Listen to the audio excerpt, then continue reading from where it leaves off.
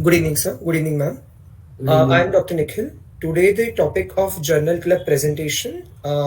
Today, I'll be presenting a journal club, and it is moderated by Dr. R R S, sir. Wavefront guided laser in situ keratomiliosis and SMILE, that is small incision lenticle extraction, are keratorefractive procedures that can improve uncorrected visual acuity in myopic patients. Comparison of visual outcomes in myopic patients treated with LASIK and SMILE is needed. This study helps us to find out how to weigh and how to find out on the graphical basis the refractive outcomes of wavefront guided LASIK and SMILE with the help of an article. Prospective randomized contralateral eye comparison of wavefront guided LASIK and SMILE surgery. It was published in the American Journal of Ophthalmology in 2021 by Chiang et al. November 2021. So purpose, as we discussed, to compare the visual outcomes of both the procedures in myopic patients. It was a prospective randomized contralateral eye control study. That means one eye was treated for wavefront guided LASIK and the other eye of same patient was treated with SMILE. The study was performed in a single center. All patients were operated by single surgeon in between March 2017 to March 2021. So here, as we can focus in here, this will help us to understand certain parameters of inclusion and exclusion criteria of routine SMILE and LASIK procedure also. So as we can see, we started with 56 subjects, out of which 44 were enrolled in the study. And finally, during one procedure, the SMILE lenticule wasn't being able to remove, so that -1. And 3+3 patients were lost to follow-up. So finally, we analyzed 37 patients. How we included the patients more than or equal to 22 years of age with healthy eyes. Preoperative best corrected vision was more than 6 by 6, 20 by 20. Sorry, refractive error was -0.75 to -8 myopia, and astigmatism was less than 3. Thin cornea less than 490 pachymetry were excluded, along with ectatic disorders, autoimmune diseases. Nursing and pregnant women were excluded from the study. Refractive error difference in between two eyes more than 1.5 diopter in simple myopia, and astigmatism more than 0.5 in both the eyes were excluded. We selected all these subjects. First, ocular dominance was checked by Dolman's method. That was a hole in the card test, which we normally call it as. Then randomized control trial was performed, so which is taking care of the blinding, and it was absolutely blinding, non-biased. And surgeon. Yes, sir. Yeah, just wait. Yeah. Yes, sir. So very simple one. What is a randomized control trial? What evidence does it gives? What the level of evidence it gives? So it is just below the meta-analysis. It is a high level of evidence. Okay. So what is the problem with the current study? Anybody can.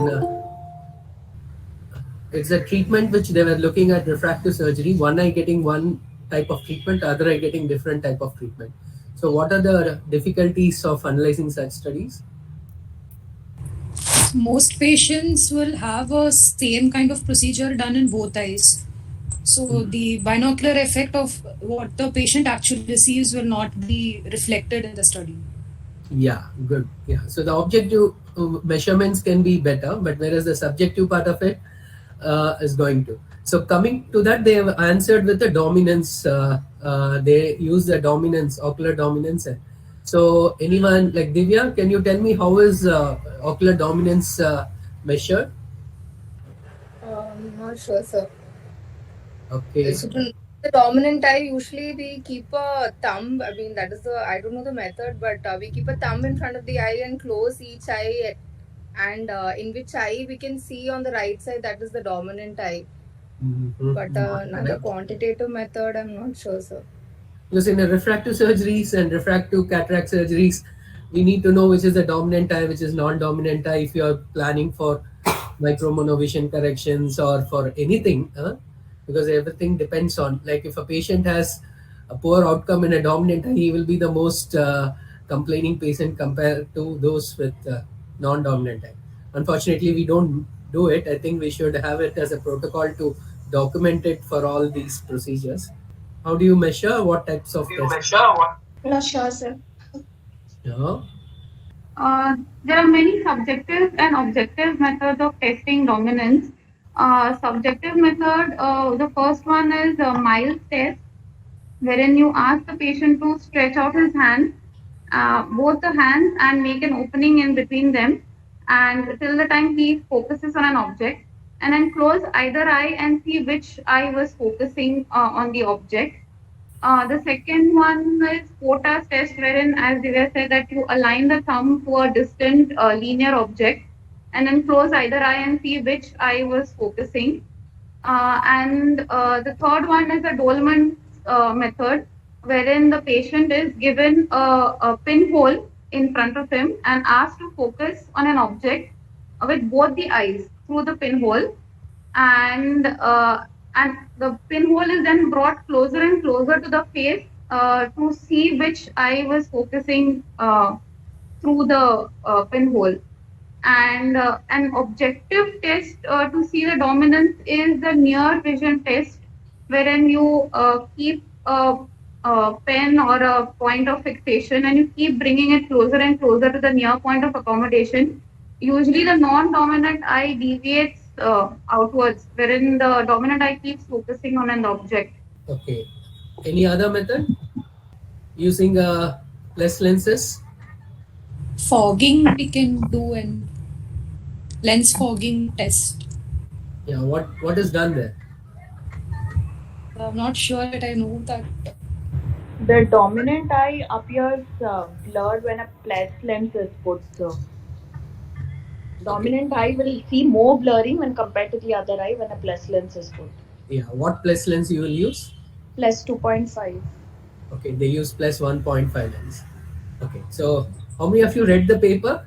Because I wanted to identify, because this was the one based on which they have selected the subjects and have assigned the subjects into different arms, because the dominant eye either gets the SMILE or they get a Wavefront, and based on that they have looked and see if a non-dominant eye gets it, then we'll not be able to compare. So that is one way.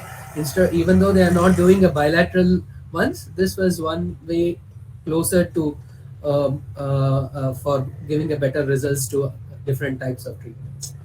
Okay, good. So hope all of you read the paper, because there will be a lot of questions, small points which will be of important for day in and day out. Okay, fine. Okay, go ahead, Nikhil. We'll get back. Okay, sir.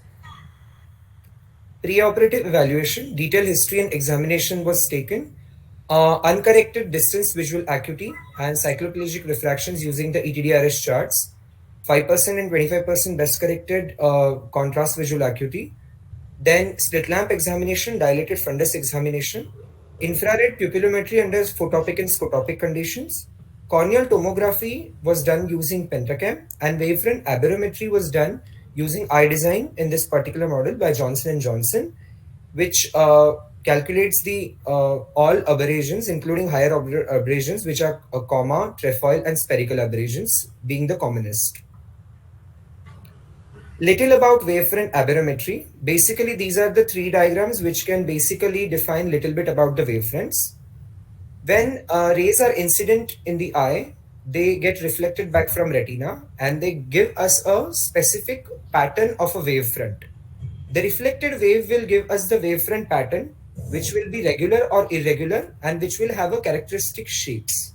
So these will be, with the help of machine like a aberrometer, will be classified as a Zernicke's polynomials. Basically, these Zernicke's polynomials will make a pyramid kind of a thing, in which from the lower to higher order aberrations will be placed, which will be seen in various methods. So here, if we can see these aberrations, slight slanting will be kind of a coma. When there is a trifolate aberration, trefoil aberration, which will have a 3 lips, and quadrifoil aberrations, so on, and the spherical aberrations. So different higher order aberrations will be defined as a Zernicke's polynomial. As we can see here, a Xi wave is one of the wavefront and one of the parameters, which different aberrations, the perfect eye will give us the clear image. There won't be any distortion.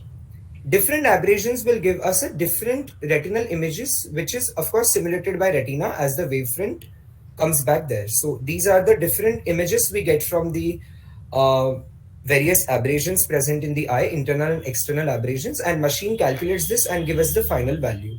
Okay, actually we are not going to concentrate more on to the aberrometry because that topic itself is of detailed one. I think we'll have Madam Dr. P ma'am take some day so that we can get back to the basics of wavefront.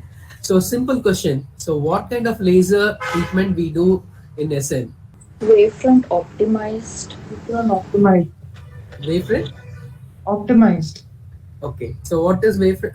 What are different types of treatments available with the laser? So wavefront optimized, wavefront guided, topographic modified also is there. Any other treatments? So what is the initial first treatments with the laser? What type of profile they were using?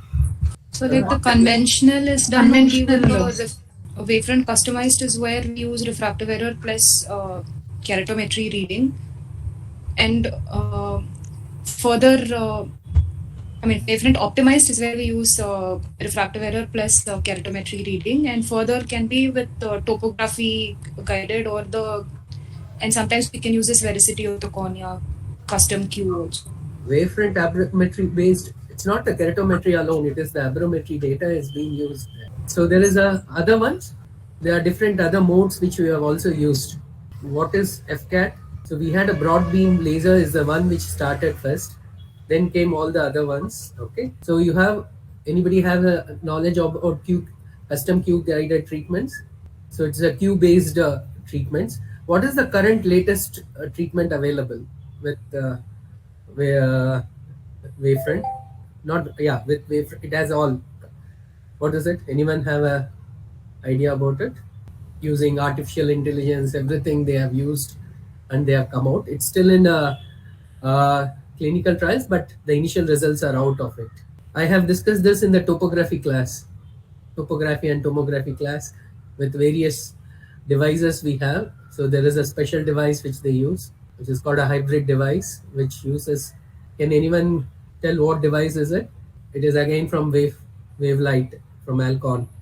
Okay, so that is basically they use a InnoVoice, which is basically has Schemfleg imaging. They have ray tracing technology and interferometry, all three put together, and based on artificial intelligence, each eye they identify all the components and then guide the treatment based on that. So this is basically a ray tracing technology with artificial intelligence with Schemfleg imaging data, which is also used, and axial length data is also used. Whereas in wavefront aberrometry, we don't use the axial length data. So they need all these information to using artificial intelligence customized to that particular eye. They build up a profile and do the treatments. So this is using InnoVoice, using a ray tracing technology. Okay, Nikhil, go ahead. Next. Thank you, sir. So as sir mentioned, conventional LASIK was there. Then came the wavefront guided LASIK. Then wavefront optimize. Then custom Q LASIK. Then came the advent of SMILE.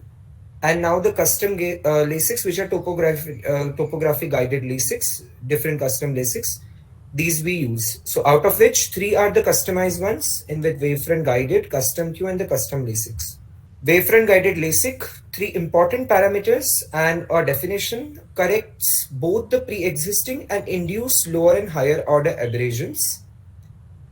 Wavefront aberrometry and topography system is must, which will customizedly ablate the surface as we have already seen, and excellent eye tracking system. So these are the 3 parameters which are used in wavefront guided LASIK. Nikhil, topography is not used in the wavefront guided. Okay. Okay, sir. Specification used in this particular study was superior hinge flap made with the femto laser. Flap diameter was 9 mm and thickness was 100 micron. Eye design advised Wavescan Studio System aberrometer they used, and custom View Star S4 IR excimer laser were used. So optical zone diameter which was treated was 6 mm, and the auto selected treatment from the eye design aberrometer was used without employing a personalized nomogram here. So which is the LASIK machine we used in SN is the question here. Yeah. Which version and what model and what the hertz we use? What is the name of the machine and what? Hello. Yeah. Sir, name of the machine is Wavelight from Alcon. Wavelight, sir, from Yeah. Alcon. Which model? Nimisha? We all have come to the refractive surgery, no? You should. 500 Wavelight ES 500 something. Not sure, sir. Okay. So we have, this is the EX 500 is one which we use. Okay, Nikhil, go ahead. Yes, sir. So in SN we have Alligator system of Wavelight and fast and accurate tracker, and the 0.95 mm spot size and Gaussian profile beam which is used, which will smoothen out surface and it will give us the regular surface. 500 hertz, not 200 hertz. No? Sorry, sir. And femtolaser Wavelight 500. I have to just change. So difference between Wavefront guided LASIK and Wavefront optimized LASIK. Wavefront guided and Wavefront optimized treatment profile differed such that Wavefront guided was developed to consider pre-existing higher order abrasions. Wavefront optimized was designed to consider higher order abrasion induced by conventional treatment. Wavefront optimized can be more easily performed without needing to analyze the aberrometry data. Results of the visual performance show that they achieve similar results and refractive outcomes. There are no significant statistical difference in two approaches. Few studies show slightly better results and lower surgical side effects and higher patient satisfaction with the Wavefront guided treatment compared to Wavefront optimized. Little about SMILE. You can go back to the previous slide. Yes. Yeah. So we go on to the SMILE. Anybody? How many of you all watch SMILE? So at least what are the various lasers steps involved in SMILE? Can anyone tell? What are the different cuts? Sir, first the lenticular deep cut, then the side cuts are made of the lenticle, and then the anterior surface of the lenticle is cut. Then there's one more cut. And the incision through which the lenticle is supposed to be removed. Okay. So next person, what are the various separations we do? Which one we do first? Which one we do second? So the lower. First the lower and then the upper, sir. Lower and upper.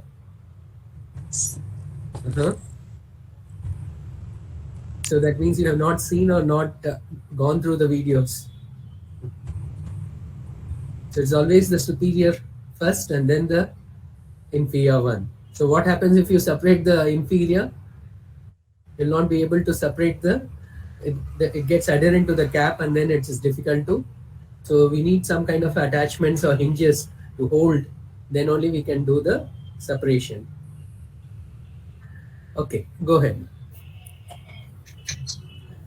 Creating the intrastomal lenticle, we have 4 photodisruptive planes as told by Priyanka. Then the anterior side cut, which is 40 to 60 degree. Then the relaxed manipulator is inserted to separate the surrounding tissues, first the superior and then the inferior. And with 20 gauge forceps, the lenticle is removed. In SN, what SMILE device we have? Which company is that and which is the model? So Wavelight Alligator 500 hertz. For SMILE? Yes, sir. Visumax, sir. Oh. Visumax, which one? Visumax 800 or Visumax? Okay, there are two versions of Visumax, the Visumax 500 and 800. The one what we have is the older one. Okay. So what are the problems with SMILE? What are the issues when you use SMILE compared with excimer laser? Extraction of the lenticule becomes difficult, sir, sometimes. No, I'm asking about the main difference between the two from the patient perspective during the treatment. Longer time in SMILE. Patient, I'm saying. We need a cooperation from the patient, no? What type of cooperation we need? So the fixation needs to be accurate so that the lenticle is centered. Yeah, the centration is important, whereas in Wavefront, it is patient centers, fixates, okay, so with excimer laser, so it takes care of all the things. Okay, whereas in SMILE it is fixated, so we can't take care of the central fixation is very very important, and if you miss on that, so it gets decentered ablations, correct? uh, and the cyclotorsion and all that are not taken care with the SMILE. So the newer version of the SMILE takes care of even the cyclotorsion, and so those are the newer advances which are there from the older version to the newer one. Okay, go ahead. SMILE specifications in this study, Visumax 500 femtosecond laser was used.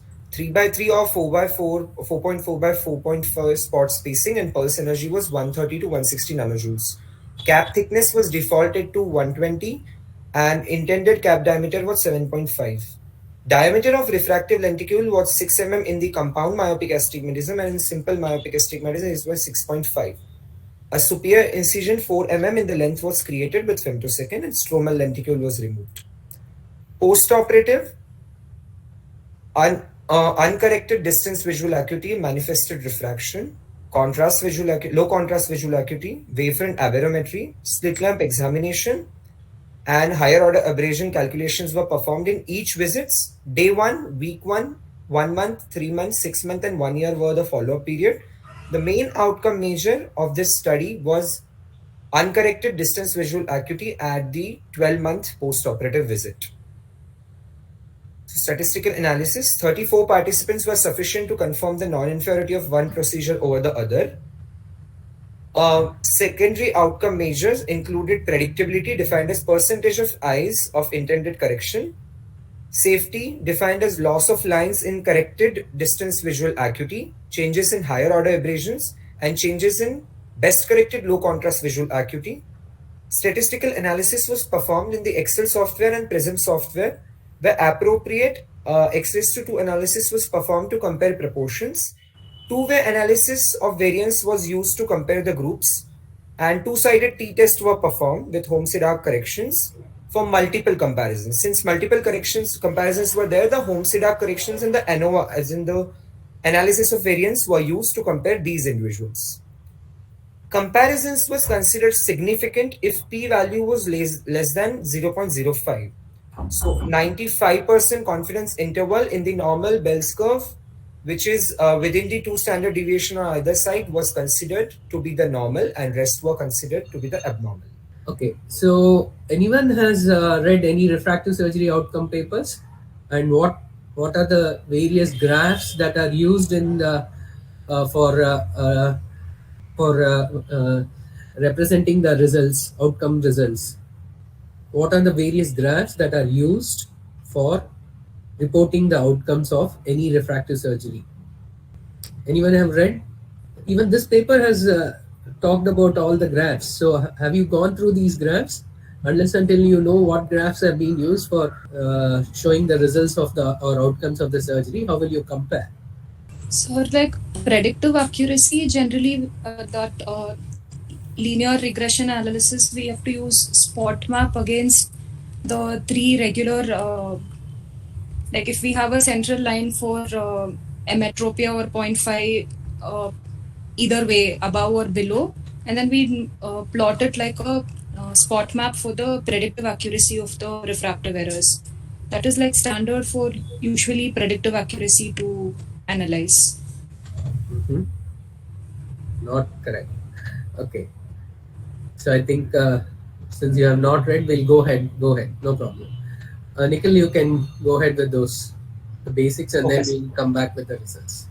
So a common consensus was formed with the JCRS and JRS team, and there were 6 graphs used for outcomes of any refractive surgeries.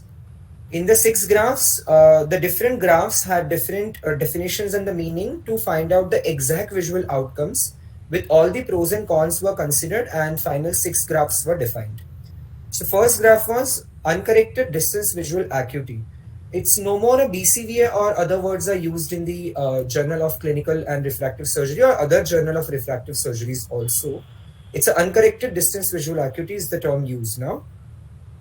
So uncorrected distance visual acuity post-operatively, as this was one of the example of this thing to understand our study better. This is not related to our study. Here we can see the cumulative Snellen's visual acuity of uncorrected distance visual acuity, and we can see here the different ETDRS chart values. The efficacy bar, this is called as, which represents the uncorrected distance visual acuity in a transparent manner and enables direct comparisons amongst the study. So here we can compare actually the pre and post-op, and this study actually shows similar kind of results pre and post-op after the treatment also. So that is what we are intending to have 20/20 or better than that vision. So it's basically looking at efficacy. Efficacy is in terms of how good the patient has got back the vision. So we are looking at 20/20. So how many percentage of eyes gets 20/20? So whether here 96% of the eyes had 20/20. This is uncorrected distance visual acuity, not the corrected distance visual acuity. So unfortunately, we can't compare pre-op uncorrected distance visual acuity. So it's always pre-op corrected distance visual acuity versus a post-op uncorrected distance visual acuity. So we can see here like 62% of them had 20/16, which is a better, or 16% had 20/12.5. So it is basically a cumulative curve, which will tell us as the increase in the, as you reduce the visual acuity, how many percentage of eyes have really achieved this. So this part of it is called efficacy. Go ahead, next slide. Thank you, sir. Change in corrected distance visual acuity. So here actually we see here, as we'll see the map first and the description. So after surgery and before surgery, how many change in Snellen's lines of corrected distance visual acuity was done? So no change is the best thing. We don't want basically the loss of 2 or more lines, and that is the called as a beyond safety limit. So safety in terms of change in Snellen lines of CDV, corrected distance visual acuity, is important statistic to consider the loss of lines or gain of lines. So pre and post operatively, maximum will be considered in the no change or the gain. If more than 2 lines are lost or which are seen in the map like this, then it is a matter of concern and it's a beyond safety parameter. Okay, so the second term which we are looking here is safety. What is safety? We have to make sure these are all patients who are reading already 20/20 or better, or sometimes 1 line less. So your safety is, we are trying to assure to the patient that you will get the same vision or better vision. So that is the safety parameter which we are looking at. What is the problem here? They had looked at corrected distance visual acuity after the surgery. Okay, sometimes they may have it's not the uncorrected distance visual acuity. So that is one drawback here. So you need to look at these are very good for any kind of a cataract surgeries or anything, but unfortunately we need to look at this is corrected distance visual acuity, change in Snellen lines of corrected distance visual acuity even after treatment. So if they lose 1 line, so the patient may have a refractive post-refractive surgery 0.5, okay, but his vision is 6/6. So that means pre-op also he had 6/6, then there is no loss of vision, okay. But ideally the latest ones, they are if you want to really look into the results of it, we can look at from the uncorrected distance visual acuity also. So the safety margin is they should not lose vision, they should either gain or maintain the same vision, okay. Go ahead. Thank you, sir. So we finished efficacy, we finished safety. Yes, sir. Yeah, next. Here it is attempted spherical equivalent versus achieved spherical equivalent. Here, as we can see, a linear regression analysis, as in there is a central line which is the slope, which is m, which is considered, and -1 and +1 around it is considered to be within the normal zone. Beyond that, as we can see, 1 dot here beyond that and 2 dots here on the line, 2 dots beyond that, that is overcorrected. And if below these lines are there, where we can see 3 dots here, that is undercorrected. So the slope less than 1 indicates the undercorrection and slope greater than 1 indicates the overcorrection. And this is linear equation considering the spherical equivalent which we attempted, which we got, which should be around this zone, the zone of -1 to +1. Okay, this is the regression analysis graph, which is like attempted and what is achieved. You have attempted a power of -7 And if you achieve 0 power, that means you have corrected the entire -7, correct? So attempted and achieved are good. So that means you get a central line. Whenever the line is deviated, that means you are either overcorrecting, whether undercorrecting. So you can plot for each kind of each eye, the spherical equivalent, how much was corrected, how much the patient post refractive surgery, you identify what is the refraction, that is the residual. So that will tell us what you have achieved. So based on this, you can plot a regression line, and this regression line is given by that equation y is equal to 0.95 into plus a constant factor. So if the regression line is in the center and close to the center, and there's not much of deviation, that means they have very good achievement. Okay, and the R square will tell you the reliability of how good is this. So you can achieve this in 95% of the cases. In the particular one, it shows 95.28 R square, which means 95.2%. If you do this treatment, you'll get this regression, you will fall within this kind of graph. Okay, so this is one which is a other one which you need to look into it. So this equation also will tell you, if you see the constant is very, very small, so we can just leave it. We can say 95% you can achieve the target. So that is also one more. The equation is saying 0.9588 into x. Okay, so what you attempt, you achieve it in 95% of the cases, and this equation is valid at R square is stability, which how will you how good is your regression equation is. If you repeat it thousands times, 95% you will get this kind of regression equation. So that is what is R square. Okay, so these are very important factors which you can use when you counsel the patient. The patient will ask about what is the safety of the laser, what is my accuracy, what is efficacy. All these are, what is the stability of my treatment after laser.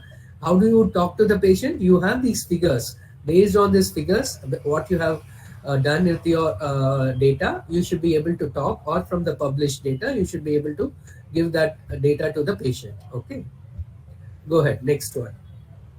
Yes, sir. Something again related to spherical equivalent refraction. These are histograms, which are called as accuracy histogram. As we can closely see here, the central group is minus 0.13 to plus 0.13. That means whichever eyes will fall into this, which we have the second highest eyes, they have achieved 100% spherical refraction corrected. As mean the accuracy of cylinder wear will be within the 0.25. As we can see, minus 0.13 on one side and minus plus 0.13 on other side. So suppose here manifested refraction was near about 0.25 and 26% eyes fall into it. So spherical equivalent automatically becomes half of it, as we know, which is near 0.125 diopter, which is a good result. Okay, so very simple here. Unfortunately, they don't have zero value. It is always a range. Okay, histograms are basically, it's not single value. It is always a range. So that's why the emmetropia, the zero is within minus 0.13 to plus 0.13. So most of the time we look at this, the topmost one, which shows plus 0.5%, within plus 0.5 diopter, or within plus or minus 1 diopter. So this is where we look at accuracy. So we tell patient 79% chance that you will get a power within plus or minus 0.5 based on this graph. And if they say how much will you what is my accuracy, so those patients who are going for not for cosmetic correction, but they are for job purpose, where they need to have more within this particular range, they all need 20 by 20 vision unneeded, and also the refractive must be less. So there you have to use this and tell the figures to the patient, so the patient can decide based on that, because it all depends on how the body reacts to laser, how the healing mechanism works. So you can't predict based on the data. We can predict in such kind of treatment, you have a 79% chance that your power will come within plus or minus 0.5. Okay, so this is called accuracy. So we saw efficacy, we saw Safety, then the regression, then accuracy. There's one more one. Go ahead, next one. So this indicates predictability. So this is also accuracy or predictability. Yeah, go ahead. Refractive astigmatisms. This is the another fifth graph which we use. So here the pre and post operative astigmatism is directly calculated and compared. Uh, Yeah, actually, there are new refractive Astigmatism graph. graphs have come for prediction. We will not be dealing with here. This is the simplest and easy one to look at how much is the astigmatism. The patient has 0.5 minus 1 preoperative astigmatism, how much it will get corrected is what is shown here. But this is a very gross way of representing astigmatism. The latest graphs have more advanced analysis of astigmatism. Okay, next one. So this is duration after the surgery, the last and the easiest graph of all. This represents the stability.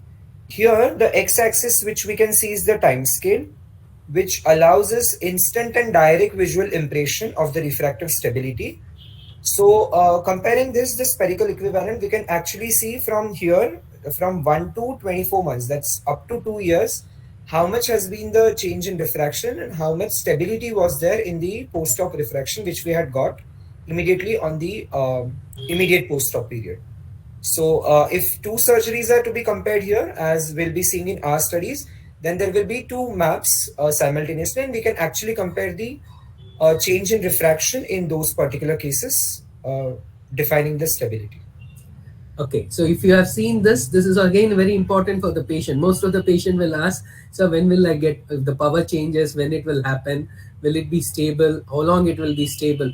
So you need to answer all these questions. Again, all these answers will come from this data. So the stability says that, so at 1 year, you can say the change within 0.5 is only 4%. So that all this will, you can actually publish this and put it up as a big chart in the refractive surgery or wherever you have a counselor. They can actually use these charts and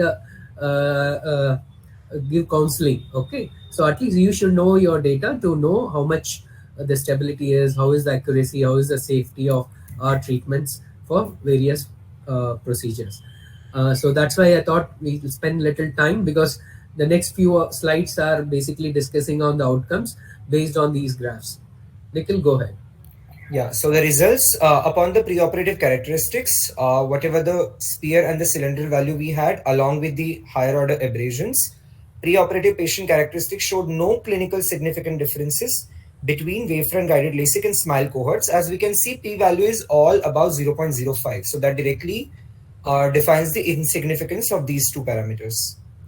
Here, the first graph, as we already studied, so it's better to understand here, both platforms had excellent uncorrected distance visual results, though LASIK had a significantly greater proportion of eyes achieving the uncorrected distance visual acuity. As we can see, as we go in the better parameters where 20 by 12.5 or 20 by 10, the LASIK map is higher here. The LASIK bar is higher here. So 59% of Wavefront guided LASIK achieved 12 by 20.5 versus 19%. That is p-value is 0.0004.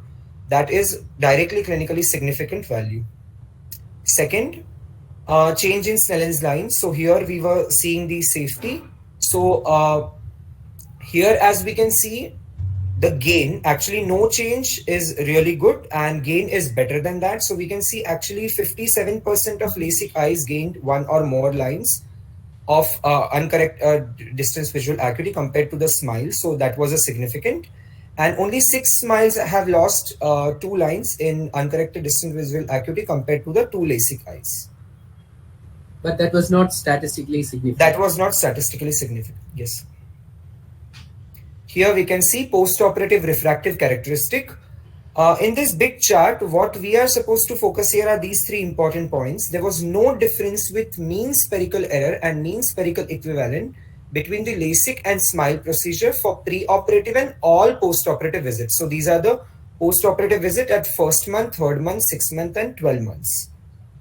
There was no difference in cylinder after 3rd visit, but as we can see p-values here, so cylinder values were slightly different in 1st and 3rd months, which were again stabilized after 3rd month in both of the category, LASIK and the SMILE.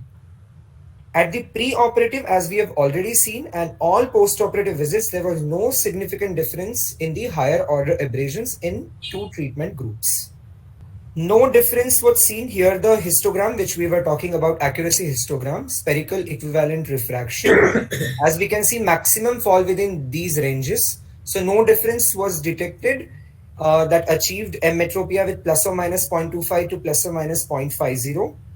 But the frequency that the LASIK group achieved plus or minus 1.05 diopter was higher to statistically significant degree in these patients. This was attempted versus the achieved spherical equivalent map. Here we can see the SMILE map. Actually, one got overcorrected and 3 on these lines got undercorrected. And here only one was undercorrected, which is touching this basal line, and no patient was overcorrected in the LASIK group. So it becomes easy to identify the under and overcorrection with these maps. So you can also see this equation. It says 0.97x is the regression equation. So if you look into it as from that angle also, so you can correct 97% of the attempted versus achieved you can achieve, and it happens in 97% of cases. Whereas in case of SMILE, it is 88x. If you have attempted one diopter, you will get like close to 0.88x, and this happens in 94% of the cases. So here it shows LASIK is scoring better than SMILE here. Yeah, go ahead, next. Yes, sir. So time after surgeries, as we already discussed, two surgeries are compared here, the SMILE and the LASIK. So both the LASIK and SMILE cohort had excellent stability with no detectable statistically significant difference, and low percentage of age in each cohort, changing by more than 0.50 at 3 months and the 12-month visit. Very small, but no statistical difference. Here the cumulative Snellen's corrected distance visual acuity, the proportion of Wavefront guided LASIK achieving corrected distance acuity better than 6/6 or 20/20 was significantly greater compared to the SMILE eyes. And we should notice one more thing here. No patient in this study was ended up with CDVA less than 20/20. So observations, the primary outcome, which was at the 12 month, as we discussed, the Wavefront guided LASIK result in significantly better visual acuity compared to SMILE. Wavefront guided LASIK resulted in faster visual recovery. This effect was not due to over or under correction, but Wavefront guided LASIK achieved eyes better corrected visual acuity also than the SMILE eyes, as we saw in the last graph. Best corrected low contrast visual acuity, 5%, 20% was 25% was better in the Wavefront guided LASIK group compared to the SMILE group. Discussion: refinements like Wavefront guided treatments have greatly improved the efficacy and predictability of LASIK, and the study highlights the superior visual outcomes achieved with the LASIK. It is important to know that SMILE has also have achieved good results, but SMILE is a new advent. It has just got FDA approval in 2017. Given the significantly increased experience with the LASIK and relatively shorter experience with the SMILE, these findings are not unexpected. And low energy adaptations have been started coming after 2018. So detailed studies are less with respect to SMILE. With continued advancements, the differences in visual outcomes between LASIK and SMILE will be less apparent. Few are the studies here which compare how SMILE have a few advantages over LASIK. SMILE had less severe postoperative dry eye symptoms due to smaller incision and lesser nerve damage and faster recovery of corneal sensation compared to the LASIK. And Denoyer et al. Performed a prospective randomized study and found significantly less dry eye severity index with lower tear osmolarity, the better OSDI results, and less corneal denervation with the SMILE. Again, theoretical benefits of SMILE over LASIK due to less compromise of biomechanics of cornea and optimization in SMILE procedures such as lower energy levels, which were recently adapted in 2018, could improve visual outcomes and speedy visual recovery. Few merits and demerits of this study. This study is the first to report low contrast visual acuity, longer follow-up up to 12 months, no inter-surgeon variability, and no personalized nomograms were used, as we have already seen, so likely generalizable results. But as Sir and Shweta told, cannot predict bilaterality effects due to the procedure was a contralateral eye study, does not study dry eye parameters since it affects both the eyes, and small sample size to judge or define safety of any of the procedures. So what are other demerits in this study? They only looked at outcome parameters from the measurements, objective and this, but there are some subjective parameters which needs to be also measured. Okay, I think this study did not look into it. So what is it? So they did not look at something called visual function questionnaires, which will give us the quality of light. Yes. What is the glare? How Glare, long? Yeah, halos. halos, or the quality of vision. Okay, so Stars. those are something which they have not included in the study, because most of the problems are subjective related problems. Even though they read 6/6, they may not be happy. They may have 6 by better than 6 by 5 or 6 by 4.5, but still they may have some other issues. So they are not being answered in the study. So they need to add that also into it. Okay, so that is, so whenever you're planning any study, we need to have that component. So any of these clinical trials should have those component also added up to give value to the outcome measures. Yeah, go ahead. Thank you, sir. Some review of literature studies which compared Wavefront guided LASIK and the SMILE. Eng et al. Performed a prospective randomized study comparing 70 subjects, which was greater than our study, with Wavefront optimized LASIK in one eye and SMILE, and no difference in predictability, efficacy, and safety. Shetty et al. Performed a prospective study comparing 48 eyes treated with SMILE and 58 eyes treated with Wavefront guided LASIK, and they found the similar results of this particular study, in which better post-operative visual acuity was seen with Wavefront guided LASIK. Khalifa et al. Performed a prospective randomized study covering 51 eyes treated with Wavefront and 59 with SMILE. They found improved predictability and better aberrometric control, but this was not a contralateral study as of this study. And Lau et al. Reviewed 22 publications which compared LASIK and SMILE, which found comparable visual outcomes in terms of safety, efficacy, and predictability. Albeit the slower recovery of visual acuity was seen in the SMILE group. So this was an added result they got. So conclusion here, current study depicts excellent outcomes with both the procedures, though Wavefront guided LASIK resulted in better visual outcomes at the 12 months. With larger sample size and multiple bilateral studies, better results can be studied and obtained with consideration of advancement in SMILE procedures. Thank you, sir. Thank you. Good, Nikhil. Thank you, Yeah. sir. So, ma'am, any points to add? Any comments, ma'am? Or Yeah, no, nothing really, except that the inclusion criteria, the way we screen for LASIK to pick up cases of which are at risk of ectasia, the same criteria will hold true even for SMILE. It's not that even though the eye is biomechanically stronger at the end of the procedure, it does not prevent post-LASIK ectasia. So even if there is a borderline case which you consider borderline for LASIK, it will also be borderline for SMILE. So there's no difference in the way we screen patients for LASIK, whether it's for LASIK or for SMILE. anyone else want to add any comments? Or